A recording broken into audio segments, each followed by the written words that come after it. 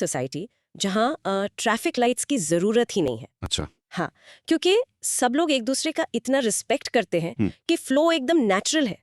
या सोचो एक ऐसी दुनिया जहाँ लॉज बस एक फॉर्मेलिटी है। मतलब फॉर्मेलिटी। एग्जैक्टली क्योंकि हर इंसान के अंदर एक मतलब पावरफुल मॉरल कंपस है।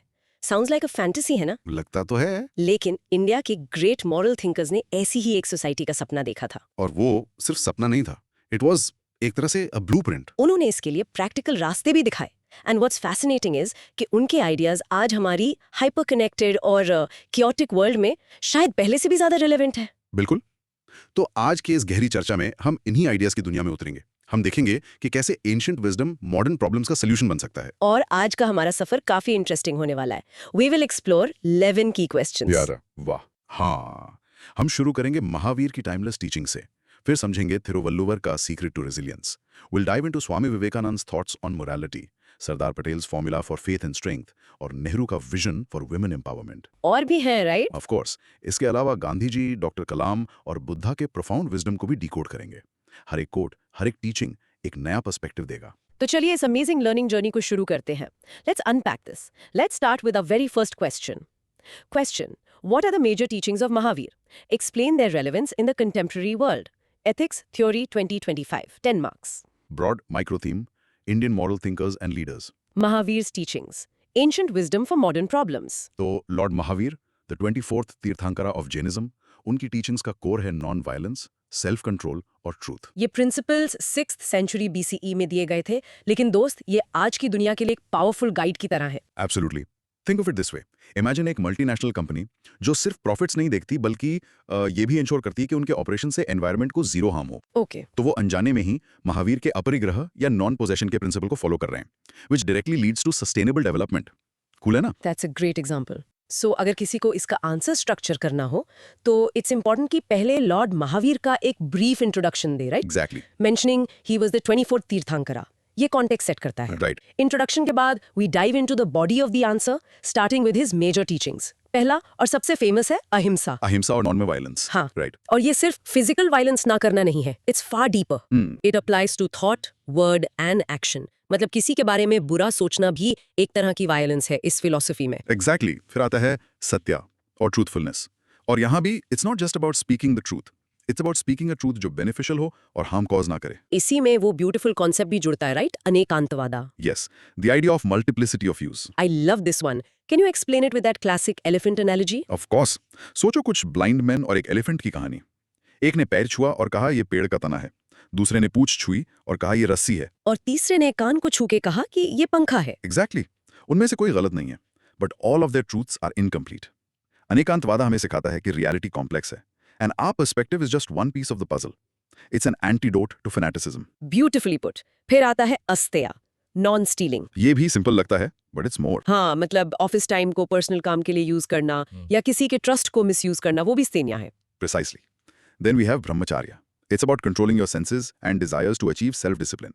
Or finally, the principle from our corporate example, aparigraha. Non-attachment, not hoarding possessions, simple living. Yes. So after explaining these 5 vows plus anekantwadam, the answer needs to connect them to the contemporary world. Okay, relevance. For environmental conservation, aparigraha और ahimsa, ये तो perfect fit है. Directly. Aparigraha or limited consumption is the heart of sustainable development. Ahimsa is the foundation of biodiversity conservation. और corporate ethics में? Aparigraha can guide corporate social responsibility, CSR, beyond mere tokenism. मेरे लिए सबसे interesting part है conflict resolution. अनेकांतवादा is a game changer. How so? It provides a framework for diplomatic negotiations, restorative justice, जैसे post-apartheid South Africa में Truth and Reconciliation Commissions थे. It's about understanding the other side's truth. And this raises an important question of administrative integrity. Satya or Asteya jaise principles, they are the bedrock for a transparent civil service. Think of honest officers like Ashok Khimka. What about our digital world? Is there relevance there? Immense relevance. Ahimsa is a direct counter to cyberbullying, violence through words. Satya, fake news और misinformation के खिलाफ हथियार है. और of course, अहिंसा ने ही गांधी जी के सत्याग्रह को इंस्पायर किया था. Precisely. तो conclusion में you should state that Mahavir's teachings are timeless. They are practical ethical frameworks for solving modern problems, from climate change to social media toxicity. Perfect. चलिए, अब कुछ क्रॉस क्वेश्चनिंग करते हैं. First, on structure. आंसर में teachings और relevance को अलग-अलग headings में लिखना इतना जरूरी क्यों है? It's all about clarity and logic. आप पहले फाउंडेशनल कॉन्सेप्ट्स एस्टैब्लिश करते हैं और फिर उनका एप्लीकेशन दिखाते हैं. It creates a structured, easy to follow argument for the examiner. Makes sense. Now on content. The concept of Anekantavada हमारे polarized social media world में मतलब exactly कैसे help कर सकता है? It encourages intellectual humility. ये हमें सिखाता है कि अपोजिंग व्यू पॉइंट्स को सुनो और समझो instead of just reacting. This can transform toxic online debates into constructive dialogue. Another structural point. Introduction में महावीर को बुद्धा का contemporary बताना क्यों useful है? It provides historical context. It shows the examiner that you understand कि वो इंडिया में great intellectual and spiritual churning का period था, which adds depth to your answer. Great point. Content question. अस्तेया को corporate world में और specific तरीके से कैसे apply कर सकते हैं? एक बहुत स्पेसिफिक एग्जाम्पल है, जॉब छोड़ने के बाद कंपनी की प्रोप्राइटरी इन्फॉर्मेशन या स्ट्रैटेजीज को पर्सनल गेन के लिए यूज न करना. That's a form of intellectual property theft, a modern asteya. So, to make the conclusion more powerful, what's a good closing thought? You can emphasize कि ये teachings restrictive rules नहीं हैं, but are actually liberating principles that lead to inner peace and a just society. Calling them practical ethical frameworks is a great way to put it. Last question. आपने अहिंसा को cyber bullying से link किया. Can you elaborate on that connection a little more? Ahimsa is non-harm in thought, word, and deed. Cyberbullying is purely violence through words, causing immense emotional and mental harm. तो अहिंसा का principal हमारी digital interactions के लिए एक direct moral guide है. Excellent. Let's really let that sink in. जरा एक 5 vows को बोलकर देखिए. अहिंसा, सत्य, अस्तेय, ब्रह्मचर्य, अपरिग्रह. Rehearse. In short, Mahavir's teachings aren't just spiritual gyan, they're a practical toolkit for navigating the complexities of modern life. So, Mahavir gives us this incredible internal compass. But what happens when you're faced with external chaos? हमारे अगले thinker का इस पर एक powerful take है. Okay. Question. Given below is the quotation of a great thinker. What does this quotation convey to you in the present context? Those who in trouble, untroubled are, will trouble itself. Thiruvalluvar. Ethics, Theory 2025. 10 marks. Broad micro-theme. Indian moral thinkers and leaders. Thiruvalluvar on resilience. Troubling the trouble. I love this quote. हाँ, simple शब्दों में इसका मतलब है कि if you remain calm and composed during a crisis, the crisis itself loses its power over you. आपकी inner peace ही आपका सबसे बड़ा हथियार बन जाती है. Exactly. Think about being in an exam hall or paper unexpectedly tough आ गया. If you panic, you'll forget even what you know. But if you stay calm, untroubled, you can think clearly and find solutions. You literally trouble the trouble by not letting it affect you. Let's break down the meaning for an answer. Introduction में इस core idea को explain करना चाहिए and attribute it to the Tamil saint poet Thiruvalluvar, highlighting the focus on resilience and inner strength. Correct. The first key theme in the body is inner strength over external circumstances. This is a cornerstone of Stoic philosophy as well. Isn't it fascinating how different cultures arrived at the same profound conclusion? It truly is. The Roman emperor Marcus Aurelius और Tamil poet Thiruvalluvar मतलब essentially एक ही बात कह रहे थे. This connects to psychological resilience. Yes, a calm mind enables rational decision-making. This is very similar to Buddha's concept of upekha or equanimity. It's about maintaining a stable mind amidst the storms of life. This is also a hallmark of great leadership, right? Leadership through composure.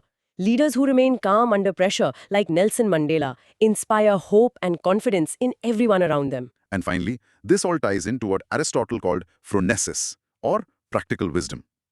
Emotional stability is not about being unfeeling. It's about having the clarity to make wise judgments, especially when the stakes are high. Now let's connect this to contemporary relevance. In administrative leadership, we have examples like E.S. Sridharan, the Metro Man. The Konkan Railway project was filled with immense challenges, but his calm and composed leadership saw it through. And in crisis management during the COVID-19 pandemic, we saw that administrators who remained calm were far more effective in resource allocation and managing public panic. This idea is also at the heart of many mental health initiatives. Programs like Manodarpan are essentially training people to build this emotional resilience. And we can't forget disaster management, where NDRF personnel are trained to be the calm in the storm. So in conclusion, an answer should emphasize that Thiruvalluvar's wisdom offers a dharmic approach to modern challenges. It tells us that emotional intelligence and inner composure are not soft skills. They are the most effective tools for governance and life. Perfect. Ready for some cross questions? Yeah. On structure, why is it effective to divide the answer into meaning and relevance? This creates a logical progression. First, you unpack the universal, timeless meaning of the quote. Then you ground that abstract idea in specific, modern and concrete examples. It moves from theory to practice. A content question now. Phronesis or practical wisdom. एक student के लिए इसका simple example क्या हो सकता है? Facing exam stress, instead of panicking, a student uses that stress as a signal to create a calm, realistic study schedule and then follows it. That act of strategic planning under pressure is phronesis. You mentioned Aristotle, Buddha, and Gandhi. Hmm. Is it necessary to mention other thinkers in an answer like this? It's not necessary, but it's highly effective.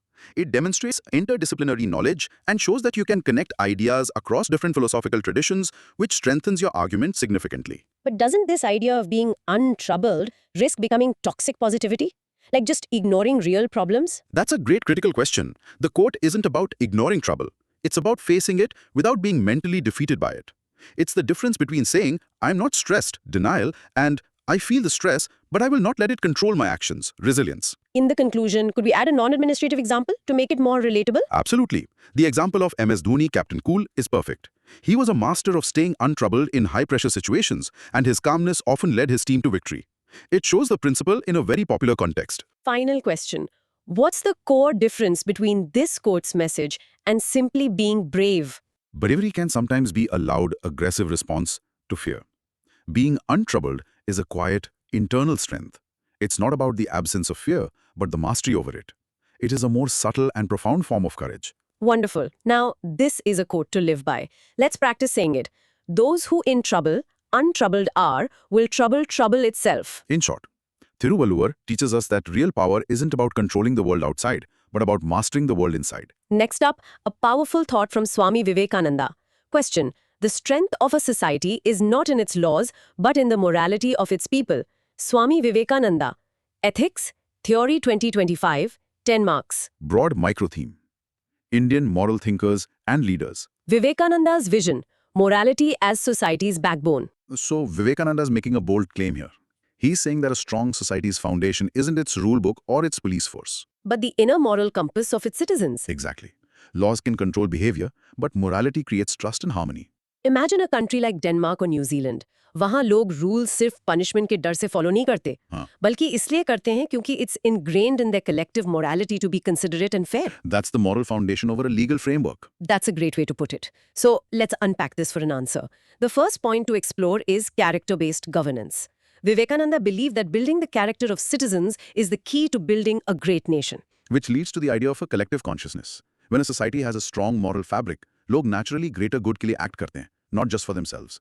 We saw this during the COVID-19 pandemic. Right. This also creates a self-regulation principle. A moral society needs less external policing because internalized values guide behavior. But here's a critical question. One could argue that focusing so much on individual morality lets the state off the hook. Shouldn't we demand strong laws and enforcement first? That's the classic tension. Vivekananda would likely argue that laws without morality are hollow. For example, we have laws against dowry and tax evasion, yet these problems persist. Kyun? Because the law hasn't been matched by a shift in collective morality. There is an ethical deficit. This is especially relevant today with digital age challenges. Technology is moving faster than legislation. We need strong cyber ethics, principles for AI governance, and social media responsibility. These can't be solely policed. They require a moral framework from users and creators. Commission. A positive example is the concept of community policing, which has been successful in places like Kerala. It works because it's a moral partnership between citizens and law enforcement, not just a legal one. So the conclusion should be that Vivekananda's wisdom is a crucial reminder that while laws are necessary, they are insufficient. A truly strong society is built on a foundation of moral education and ethical governance. Precisely. Let's jump into the cross questions. Structurally, why is it effective to start an answer on this quote with an example like the Scandinavian countries? It immediately makes Vivekananda's abstract idea concrete and relatable. It provides a real-world model of a high-trust society that functions on morality, proving the concept is not just a philosophical ideal, but a practical reality. In simple terms, what exactly is the ethical deficit you mentioned? It's the gap between what is legal and what is moral. When people obey the law only when they might get caught, but act unethically when no one is looking, that gap is the ethical deficit. Why is the TN session example so perfect for administrative ethics in this context? Because he didn't just enforce rules, he embodied integrity. His actions created a new moral benchmark for the institution, showing that one person's character can uplift an entire system, which is exactly Vivekananda's point. How does this quote apply to something like environmental protection? It's a perfect fit. Laws can penalize pollution, but morality inspires people to conserve resources and protect nature, even when there's no law watching. It's the difference between avoiding a fine and genuinely caring for the planet. For a student writing this, is it better to start with the meaning of the quote or its relevance? Always start by explaining the core meaning. First, establish what Vivekananda meant by morality versus laws. Once that foundation is clear, You can logically build upon it by applying the idea to contemporary issues. And what's a good way to conclude such an answer powerfully? A strong conclusion should briefly summarize the main argument and then offer a forward-looking statement, like how nurturing these values in our education system is the key to building a stronger, more ethical nation. Excellent. Now pause for a moment and let this powerful idea resonate. The strength of a society is not in its laws, but in the morality of its people. You're not short. Vivekananda teaches us that true societal strength is an inside job, built from the character of its citizens, not just its constitution. Let's tackle the next one from an architect of modern India. Question. Faith is of no avail in the absence of strength. Faith and strength, both are essential to accomplish any great work. Sardar Patel, Ethics, Theory, 2024, 10 marks. Broad micro-theme, Indian moral thinkers and leaders. Patel's formula, the synergy of faith and strength. This is such a pragmatic and powerful quote. Patel is saying that just having faith or belief is not enough. You also need the strength, the takat, to turn that belief into action. One without the other is incomplete. I like to use the analogy of a car. Faith is the GPS. It gives you the destination. And strength is the engine that actually moves the car. You need both to accomplish any great journey. That makes it so clear. So in an answer, it would be smart to break down both faith and strength separately first. Let's start with faith. Faith is the unwavering belief in a cause, right? Yes, like Gandhiji's faith in truth and nonviolence, which fueled the entire freedom struggle. Faith also builds resilience. It gives you the perseverance to continue despite setbacks. ISRO's Chandrayaan-3 mission is a perfect example. Absolutely. After the Chandrayaan-2 setback, it was their persistent faith in their science that led to the historic success. And faith, when shared, fosters collaboration. Now let's talk about strength. Strength isn't just physical power. It's inner resilience, it's resources, it's institutional capacity. Inner strength gives you determination, like Malala Yousafzai, whose faith in education was backed by immense personal strength. And external strength, like resource mobilization, turns vision into reality. The rapid development of COVID-19 vaccines was a brilliant example of strength in action. Strength also ensures accountability. You need institutional strength to enforce ethical standards. The establishment of the Lokpal in India, for example, reflects the attempt to create an institution with the strength to uphold the faith in a corruption-free system. So, to conclude, Patel's message is timeless. Faith provides the why, but strength provides the how. Great achievements are only possible when a powerful vision is combined with the robust capacity to execute it. Perfect summary. Time for a few cross questions. Why is it structurally important to define both faith and strength separately in the answer? It creates a clear and logical flow. By defining them separately, you establish their individual importance before moving to the main point of the quote, which is their synergy. It shows a methodical approach. Interesting question. From a philosophical angle, can faith ever be negative? Absolutely. Blind faith in a destructive ideology or fanaticism can be incredibly harmful. This is precisely why Patel's emphasis on strength is so important. Strength also implies the wisdom and capacity to act on a just and positive faith. How can a student apply this quote in their life? It seems very grand. It's perfectly applicable. A student's faith is their goal, to crack an exam. Their strength is their discipline, their study plan, their hard work. Faith without a study plan is just a daydream. In the model answer, why use such diverse examples? ISRO, Gandhi, Malala. Using diverse examples from science, politics, and social activism demonstrates the universal applicability of Patel's principle. It proves that this formula for success works in every sphere of human endeavor. What's the key difference between the inner strength and external strength you mentioned? Inner strength is your mental and emotional fortitude, resilience, determination, courage. External strength is tangible, resources, money, technology, institutional power. Both are needed. Could we use a corporate example here as well? Definitely. A startup founder has faith in their innovative idea. But that faith is useless without the strength to secure funding, build a great team, and execute a solid business plan. This is a formula for action. Let's practice saying the core of it. Faith and strength, both are essential. In short, Sardar Patel reminds us that vision needs execution and belief needs a backbone. That is the true formula for greatness. Our next question is another gem from Swami Vivekananda, but this time on a more personal level. Question. Learn everything that is good from others, but bring it in and in your own way absorb it. Do not become others. Swami Vivekananda. Ethics, Theory 2024. 10 marks. Broad micro-theme. Indian moral thinkers and leaders. Authentic learning. Vivekananda's guide to growth. What a beautiful and profound idea. He's saying, be open, be a sponge, learn from everyone, but don't just blindly copy. Exactly. Absorb the knowledge, integrate it with your own personality and values, and create something uniquely yours. Preserve your identity. It's like being a master chef. Yeah. You can learn recipes from all over the world. But a great chef doesn't just copy. They take those techniques and add their own unique touch, their own local spices, to create a new signature dish. That's a perfect analogy. So, in an answer, the first key idea to explore is discerning imitation versus authentic absorption. We must adapt good practices, not just adopt them. A classic example is how India adopted parliamentary democracy from Britain but enriched it with the Panchayati Raj system. Exactly. This leads to the second crucial point, the preservation of core identity. Vivekananda is warning against a cultural inferiority complex. He argues that modernization should not mean westernization. This has huge implications for policymaking. It's about contextual learning. A governance model that works in a small European country cannot be copy-pasted onto a country as vast as India. What's fascinating is its application in professional ethics. In our careers, we look up to role models. It's essential to learn from their skills and integrity. However, Vivekananda reminds us that our final decisions must come from our own conscience, not from mimicking a senior. It's a call for intellectual self-reliance, a warning against that colonial mindset. So, to conclude, Vivekananda is advocating for a balance. Be open-minded, but be rooted. Be adaptive, yet authentic. True wisdom lies in integrating the best from everywhere, but with discernment and originality. Wonderful. Let's dive into some cross questions. How does this quote provide a balanced perspective on globalization? It's the perfect antidote to the negative aspects of globalization. It encourages embracing global ideas, trade, and technology, but it strongly warns against cultural homogenization. It's the philosophical basis for a global approach. Think global, act local. What does do not become others mean in a practical sense for a young civil servant? It means that while you should learn management techniques from one senior and communication skills from another, you shouldn't just become a clone. You must develop your own authentic leadership style that is true to your character. Is there a danger in being too authentic and closing yourself off from learning?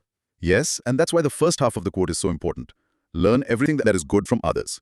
Vivekananda is not advocating for isolation. The key word is synthesis, not blind imitation. Why is the Panchayati Raj example so effective in explaining this concept? Because it's a perfect illustration of synthesis. We took a foreign model, representative democracy, and integrated it with an ancient, indigenous system of local governance. It's a textbook case of authentic absorption. How could one structure an answer for this quote to cover all bases? A good thematic structure would be 1. The principle of authentic absorption. 2. Its application in governance. 3. Its relevance in professional ethics. 4. Its importance for national identity. Can you give another quick example of this principle in modern India? The Indian IT industry. We learned software development and business models from the West, but we absorb them in our own way, leveraging our unique engineering talent and frugal innovation mindset to become a global IT powerhouse. This is a quote to live by. Let's practice saying the most important part.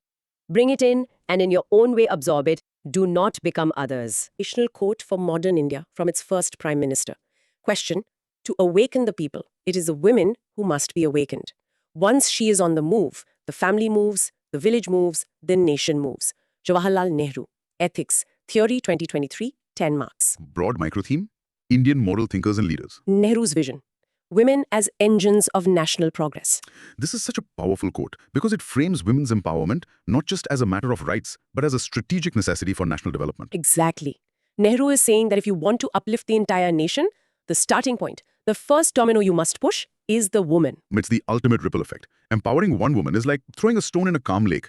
The ripples of change spread outwards, touching the family, then the community, and eventually the entire nation. Okay, let's unpack this for an answer. The first key idea is that women are catalysts of holistic development. An educated and empowered woman leads to better health, better nutrition, and better education for her children. A great example is the success of self-help groups, SHGs, in states like Tamil Nadu and Kerala. This connects to the second point. Women are the pillars of ethical education in families. But I've heard a critical perspective on this. Could this quote be seen as placing too much burden on women to fix society? That's an important nuance. The spirit of the quote isn't about burdening women, but about recognizing their untapped potential. The responsibility to awaken them lies with the entire society, the state, and its institutions.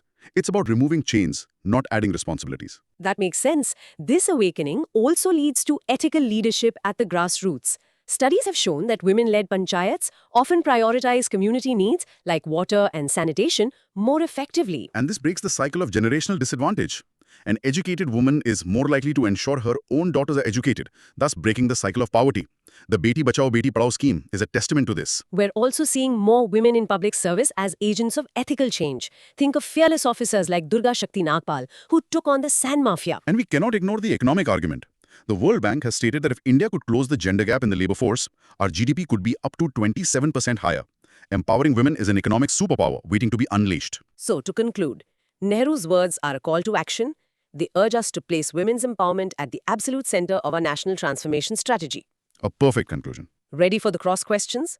How does this quote connect directly to the UN Sustainable Development Goals SDGs? It's the linchpin. It directly addresses SDG 5, gender equality, but it's also the key to achieving many others. SDG 1, no poverty. SDG 3, good health. SDG 4, quality education. Empowering women is a cross-cutting accelerator for the entire 2030 agenda. Why is the example of women-led panchayats considered particularly strong evidence for Nehru's claim? Because it provides concrete data. It moves the argument from a philosophical idea to a proven governance model. It shows a direct causal link between women's leadership and improved development outcomes. How can one structure an answer for this quote to be most impactful? A great structure would be thematic. After the introduction explaining the ripple effect, you can have subheadings like the social impact, the economic impact, and the ethical impact, with each section supported by a specific example.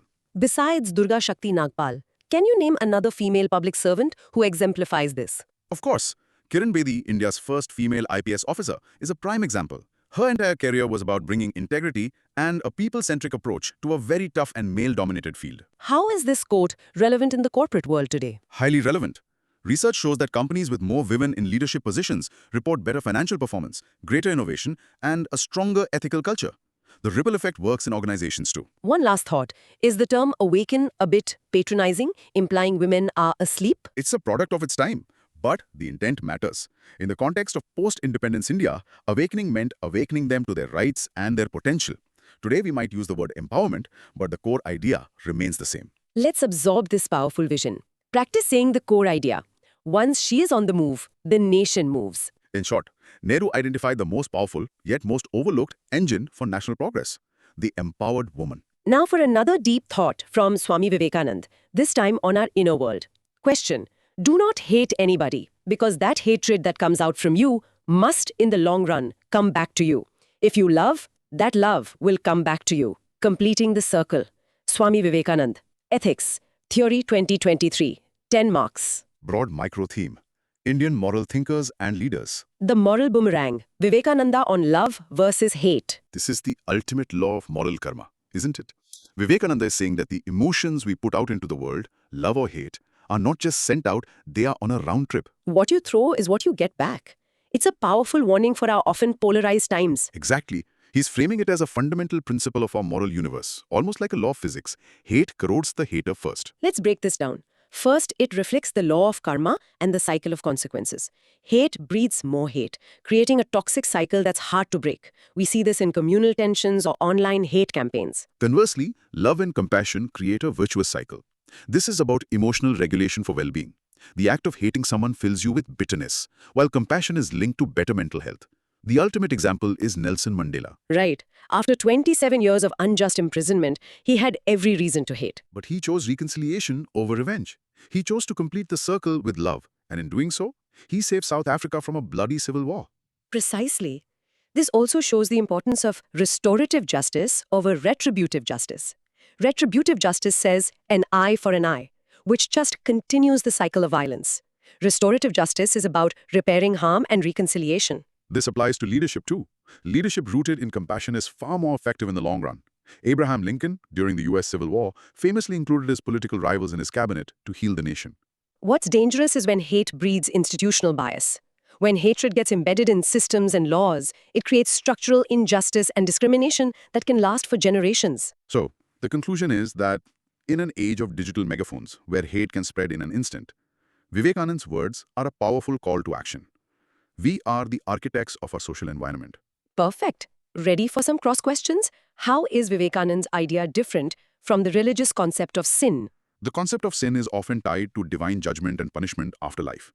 Vivekananda's quote is more of a psychological and social law of cause and effect that operates here and now.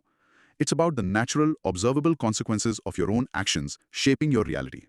In the context of social media, what's a practical way to apply this? The pause.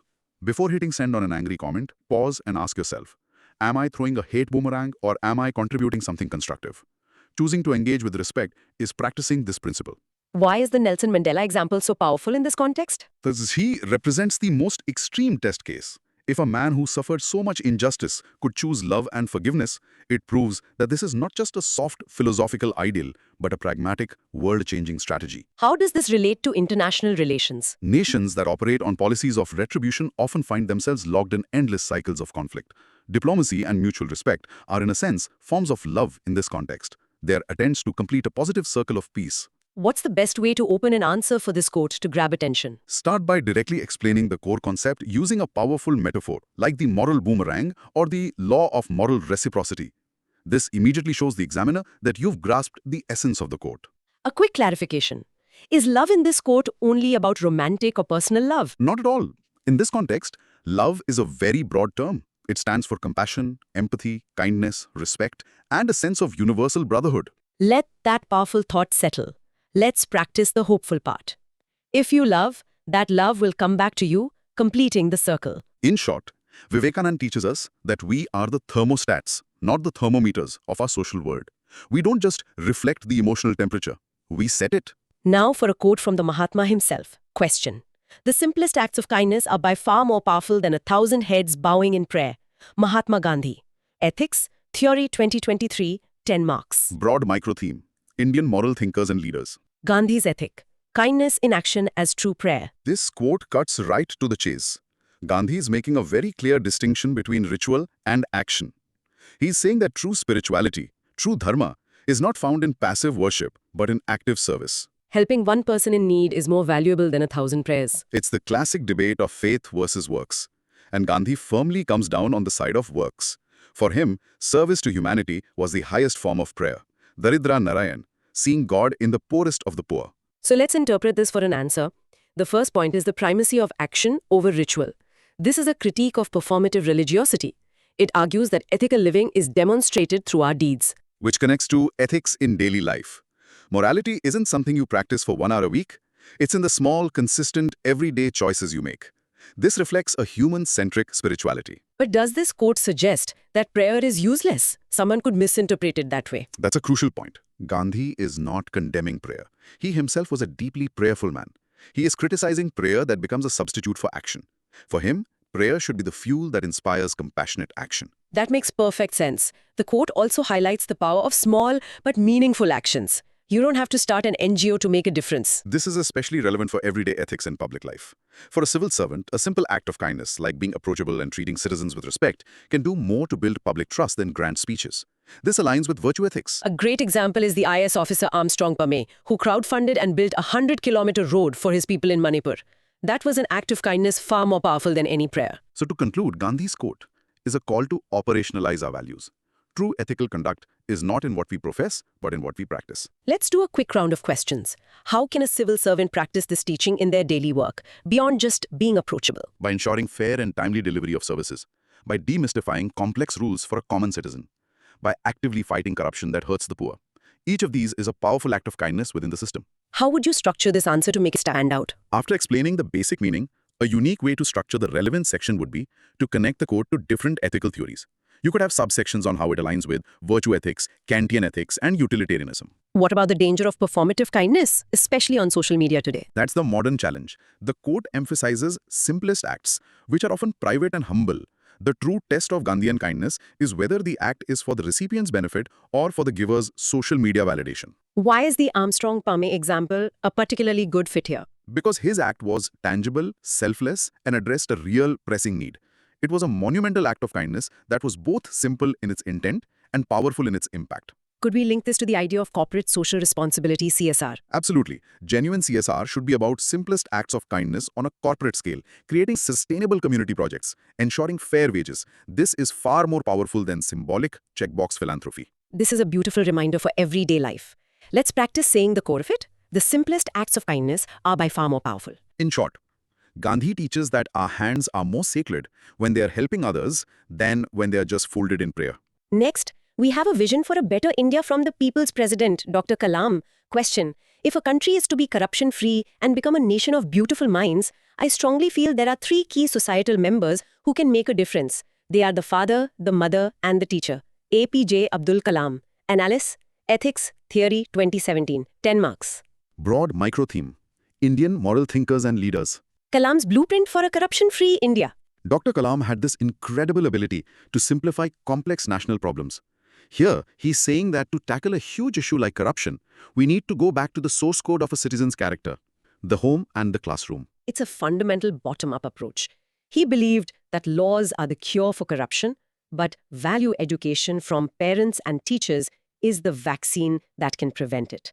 A beautiful mind for him is an ethical and incorruptible mind. Exactly. For Kalam, a beautiful mind was one that was not only ethical, but also creative, compassionate, and filled with a scientific temper. So let's analyze this. The first pillar is character building at home.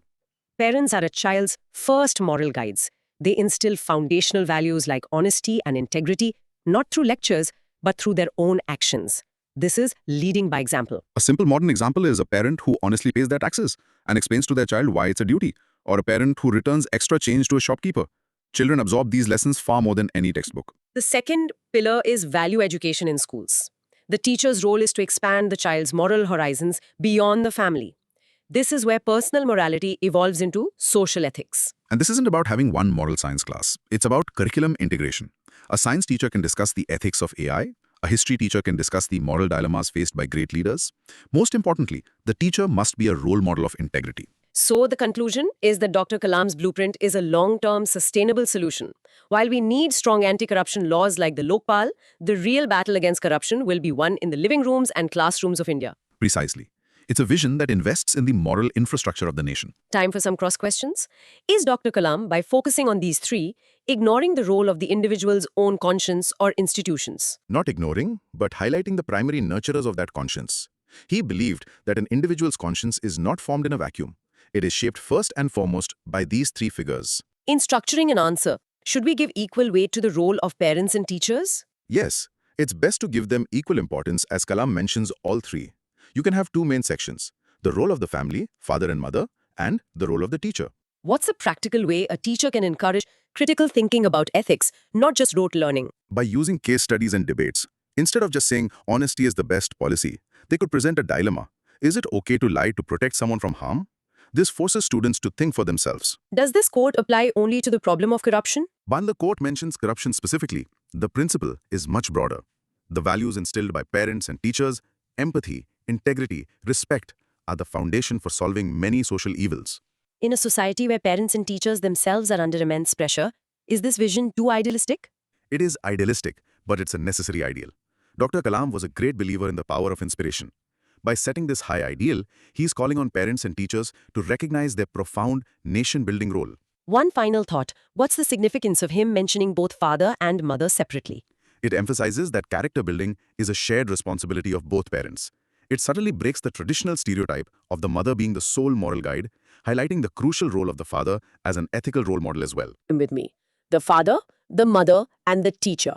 In short, Dr. Kalam's message is that the strongest walls against corruption are not built of brick and mortar, but are built of character and integrity in the minds of our children. Let's move to a powerful quote on a virtue that is tested every single day. Question. Every work has got to pass through hundreds of difficulties before succeeding. Those that persevere will see the light, sooner or later. Swami Vivekananda.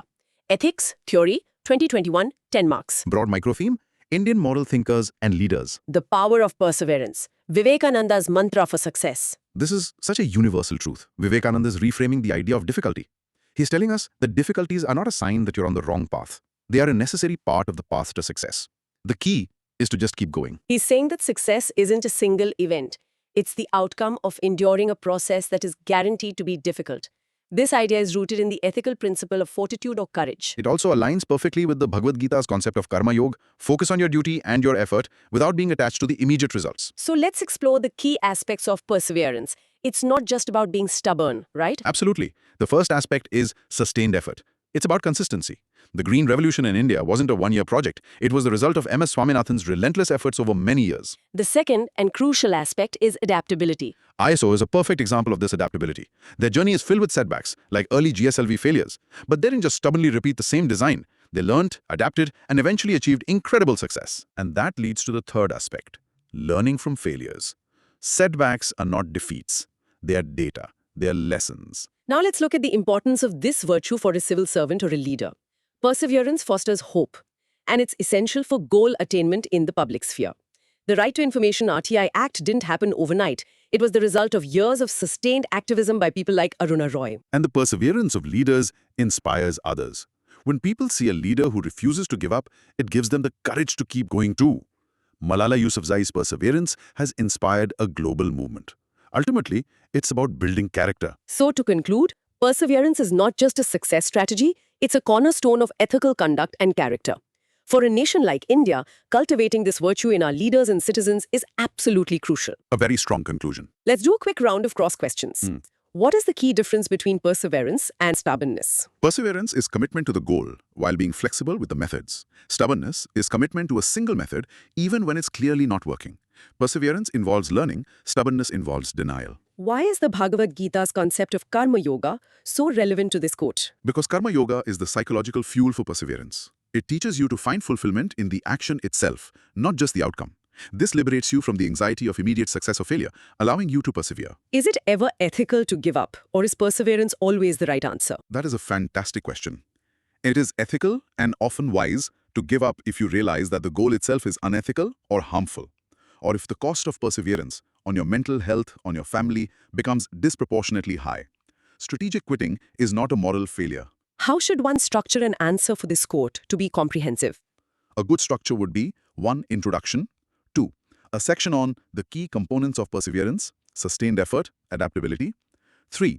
Another section on the ethical significance of perseverance, building character, inspiring others. 4. A conclusion, linking it to governance. How does this quote apply specifically to social reformers? Social reform is the ultimate perseverance test. Reformers like Rajaram Mohan Roy or Dr. B.R. Ambedkar faced immense resistance for decades. Their success was almost purely a product of their unwavering perseverance against seemingly impossible odds. One last one. How can a government organization, which can often be slow, demonstrate perseverance? By maintaining long-term policy focus despite changes in political leadership. By treating failed projects as opportunities to learn. Long-term missions like Swachh Bharat or the National Health Mission are exercises in institutional perseverance. Let's practice the key takeaway from this. Say it with me. Those that persevere will see the light, sooner or later. In short, Vivekananda teaches us that the path to success is paved with the bricks of our failures held together by the strong mortar of perseverance. And for our final question, we turn to the enlightened one. Question: what teachings of Buddha are most relevant today and why? Discuss. Ethics, Theory 2020, 10 marks. Broad micro-theme: Indian moral thinkers and leaders. Buddha's timeless teachings, a guide for the 21st century. Buddha's teachings are over 2,500 years old, yet they feel like they were written for our modern, anxious, digitally distracted world. Exactly. The core of his teaching is about understanding and ending suffering, which seems more relevant than ever. That's precisely why they're timeless. The technology changes, but the fundamental human condition, the experience of suffering, dukkha, craving, tanha, and the search for inner peace remains constant. Buddha provided an operating system for the human mind. So if we had to pick the most relevant teachings for today, where would we start? We must start with the foundation, the Four Noble Truths. They are Buddha's diagnosis and prescription for the human condition. 1. There is suffering. 2. Suffering has a cause, which is craving. 3. Suffering can cease. 4. There is a path to the cessation of suffering, the Eightfold Path. This framework is incredibly relevant to modern consumerist society. It's a very logical, almost scientific approach. And the solution, the Eightfold Path, provides a practical framework for mental well-being. Things like mindfulness, meditation are now being used in modern psychotherapy to manage stress. Exactly. This also has profound relevance for social inequalities. A core Buddhist concept is pratiti samutpada, or dependent origination.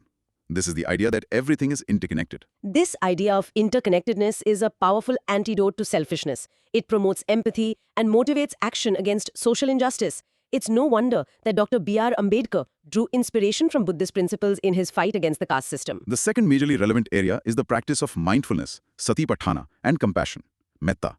In a world of constant digital distraction, the ability to be fully present in the moment is a superpower. Big tech companies like Google have corporate mindfulness programs for this very reason. They recognize that it leads to better, more ethical decision-making. And for our relationships, the practice of metta, or loving kindness, is essential for building harmony. It's about cultivating an attitude of unconditional goodwill towards all beings. So to conclude, Buddha's teachings offer a profound toolkit for our times. By embracing principles like the Four Noble Truths, interconnectedness, and the practice of mindfulness, we can build a more just and peaceful world. A beautiful summary of a timeless wisdom. Let's wrap this up with our final set of cross questions. Why are the Four Noble Truths considered the absolute core of Buddhism's relevance? Because they follow a clear, logical problem-solving structure. It's like a doctor's diagnosis. 1. You have a disease, suffering. 2. Here's the cause, craving. 3. Good news, there is a cure. 4. Here is the medicine, the Eightfold Path. This practical, non-dogmatic approach is universally appealing. What is the real difference between mindfulness and concentration? Concentration is like a spotlight. You focus tightly on one thing. Mindfulness is more like a floodlight. It's a gentle, open, non-judgmental awareness of the present moment without getting lost in it. The answer mentions Dr. B.R. Ambedkar. Why is this connection so important to highlight? It's crucial because it shows that Buddhist teachings are not just for personal retreat, but have been a powerful force for massive social and political reform in modern India. It grounds the philosophy in a real-world context of justice. For an answer on this topic, is it better to list many Buddhist teachings superficially or to explain a few in depth? Always depth over breadth. It's far more effective to choose 2 or 3 core teachings, explain their relevance in detail with strong contemporary examples, rather than just listing 10 concepts without explanation. Can these principles truly be applied in a secular, competitive corporate environment? Absolutely, because they are presented as skills of the mind, not religious dogma. The mindfulness programs at Google are a prime example. They are taught as secular techniques to improve focus, reduce stress, and enhance emotional intelligence. What's the single most important takeaway from Buddha's teachings for a public administrator? Compassion, karuna. An administrator who makes decisions with genuine compassion for the people they serve will always be more effective and ethical than one who just follows rules mechanically. Compassion is the soul of good governance. And with that, let's practice the core idea of our shared existence. Let's try saying it. Pratiti samutpada. Dependent origination. In short, Buddha's teachings are a 2,500-year-old operating system for the human mind that runs perfectly on the hardware of the 21st century. Wow, what an incredible journey. हमने आज Indian moral thinkers के सागर में कितनी गहरी चर्चा की है. So, what does this all mean? If we tie it all together, the broad microtheme was Indian moral thinkers and leaders. We saw a clear pattern. Okay. Vivekananda reminded us that the true strength of a nation lies in the character of its people. Right. Sardar Patel showed us that vision is useless without the strength to execute it. Nehru identified women's empowerment as the central engine for national progress. Gandhiji proved that a simple act of kindness is the highest form of prayer. Dr. Kalam gave us a blueprint to build a corruption-free India starting from our homes. Right. And finally, Buddha provided a timeless path to inner peace through mindfulness and compassion. Every single thinker, in their own unique way, pointed to the same fundamental truth. Real, lasting change starts from within. हमारे actions, हमारे values, हमारी morality ही एक बेहतर society का foundation है. So for everyone listening, here is a final thought to ponder. After hearing all these powerful ideas, if you had to choose just one principle, just one, to consciously practice in your daily life starting tomorrow, what would it be? And more importantly, why that one? Just think about it. हमें comments में ज़रूर बताना कि आपका chosen principle क्या है. If today's discussion inspired you, make sure you're subscribed, like this video, and share it with someone who loves to think deep. We'll be back soon with another deep dive. Tab tak, keep learning and keep thinking.